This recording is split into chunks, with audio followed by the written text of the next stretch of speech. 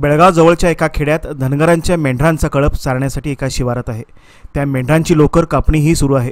एक तरुण त्याच्या मामासोबत हा कळप सांभाळत आहे आणि अधूनमधून एखादा मोटरसायकलीवरून येतो, एखादा गाडीतून येतो आणि त्या मेंढराच्या कळपात लोकर कापत बसलेल्या तरुणाच्या गळ्यात हार घालून तोंडात पेढा बर्फी चारतो। भंडारा लावून लावून तर या तरुणाचा चेहरा पिवळा धमक झाला आहे।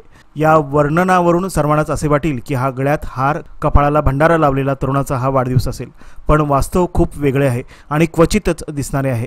कारण मेंढराच्या कळपात बनियनवर असलेला हातात काठी घेतलेला हा तरुण म्हणजे केंद्रीय लोकसेवा आयोगाच्या परीक्षेत 551वा क्रमांक मिळवून IPS झालेला बिरदेव सिद्धप्पा ढोणे हा आहे। कालच त्याच्या परीक्षेचा निकाल जाहीर झाला आणि या परीक्षेत पास होणे म्हणजे सर्वोच्च आनंदाचा क्षण। जरूर त्याचा आनंद बिरदेवलाही आहे, पण गेले 4 दिवस मेंढराचा कळप घेऊन तो बेळगाव परिसरात आहे। ज्याला ज्याला हे कळाले त्यांच्या शुभेच्छा तो मोबाईलवर स्वीकारत आहे।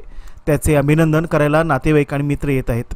मेंढरांचा तळ ठोकून बसलेल्या बिरदेवचे तेथे अभिनंदन करत आहेत।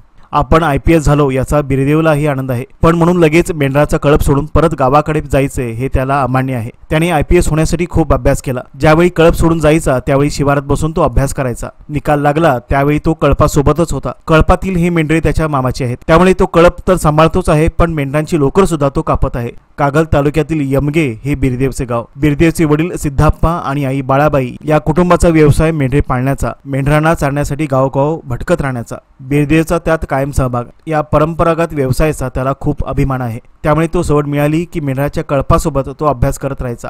त्याच्या आई वडिलांना IAS IPS म्हणजे काय हे माहीत सुद्धा नाही। आपला बिरदेव काहीतरी शिकतो आहे एवढंच त्यांना माहीत होतं।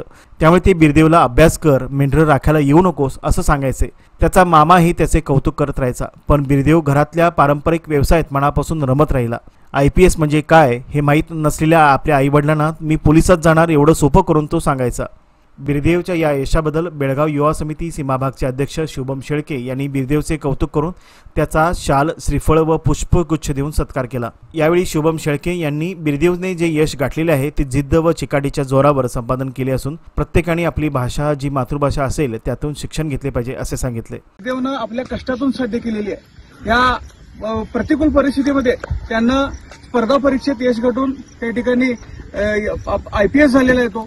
आणि आमच्या सीमा भागामध्ये आम्ही संघटना म्हणून काम करत असताना सामान्य ज्ञान स्पर्धांच्या आयोजन याचसाठी करत होतो की आमच्या या भागात खास करून स्पर्धा परीक्षांसाठी सहभाग घेणाऱ्या युवकांचं प्रमाण अत्यल्प आहे, खूप कमी आहे। आणि या बिरदेवकडून त्यांनी खऱ्या अर्थानं प्रेरणा घेऊन आमच्या सीमा भागातील युवकांनी स्पर्धा परीक्षांसाठी प्रयत्न केला पाहिजे आणि या प्रतिकूल परिस्थितीत जर तो यश मिळवू शकतो तर प्रत्येक युवक त्या ठिकाणी या स्पर्धा परीक्षांमध्ये यश मिळवण्यासाठी त्या जिद्दीनं प्रयत्न केला तर नक्कीच त्याने यश मिळेल। अशा पद्धतीची प्रेरणा या युवकाकडून प्रत्येकाने घ्यावी मी अशी विनंती आणि आव्हान प्रत्येकाला करतोय। आम्ही महाराष्ट्र एकीकरण युवा समिती सीमाभाग यांच्या वतीनं याच्या जिद्दीला, याच्या कष्टाला त्या ठिकाणी सन्मान मिळावा यासाठी आज त्याचा सन्मान करण्यासाठी इथं आलोय। प्रत्येकानं परत एकदा मी प्रत्येकाला विनंती करतो, स्पर्धा परीक्षा फक्त उत्तर भारतातल्या युवकांसाठी नाही तर प्रत्येकानं प्रयत्न करून त्या ठिकाणी या स्पर्धेत यश मिळवलं पाहिजे आणि याची प्रेरणा त्या ठिकाणी बिरदेव देतोय। खऱ्या अर्थानं त्याचं परत एकदा मी आमच्या संघटनेच्या वतीनं अभिनंदन करतो। बिरदेवने मिळवलेल्या यशात त्याचा खडतर प्रवास पाहता हे फक्त कौतुकास्पद नसून वाखाणण्याजोगे आहे। संत तुकारामाच्या अभंगातील पंक्तीप्रमाणे असाध्य ते साध्य करिता सायास, कारण अभ्यास तुका म्हणे, याप्रमाणे बिरदेवचे कौतुक करून शुभेच्छा दिल्या। सिलेक्ट करण्यामागचं कारण हेच होतं की आपल्या यशाकडे बघून आपल्यासारखीच परिस्थिती असणारे प्रतिकूल परिस्थितीतून मुलं पुढे येऊन त्यांना पण असं वाटेल की यार इतक्या कठीण परिस्थितीतून हा विद्यार्थी यश मिळवू शकतो, तर माझ्यासारखी परिस्थिती असणाऱ्या मी पण, त्यासारखीच परिस्थिती असणाऱ्या मी पण प्रयत्न, जिद्द आणि चिकाटी ठेवून प्रयत्न मिळवू शकतो। सो माझ्या विद्यार्थ्यांना एकच आव्हान राहील, व्यसनापासून दूर राहा, चांगल्या मित्रांची संगत ठेवा आणि जे ध्येय ठेवले त्या ध्येयासाठी चांगलं झगडत राहा। आर्थिक अडचणी कधीच तुमचा बाधा बनायला नाही पाहिजेत हे मला वाटते, कारण ज्यावेळी तुमची जिद्द आणि चिकाटी खूप आटमोस्ट असेल त्यावेळी मदतीचे हात तुम्हाला 100% सरसावतील हे माझं मनापासून आणि अगदी मनापासूनच म्हणणं आहे। कारण माझी सिच्युएशन काही तुमच्या सिच्युएशनपेक्षा खूप जास्त काही वेगळी नाहीये। We are similarly situated. So मला एवढंच म्हणायचं आहे की प्रयत्न कराल तर यश नक्कीच तुम्हाला भेटेल।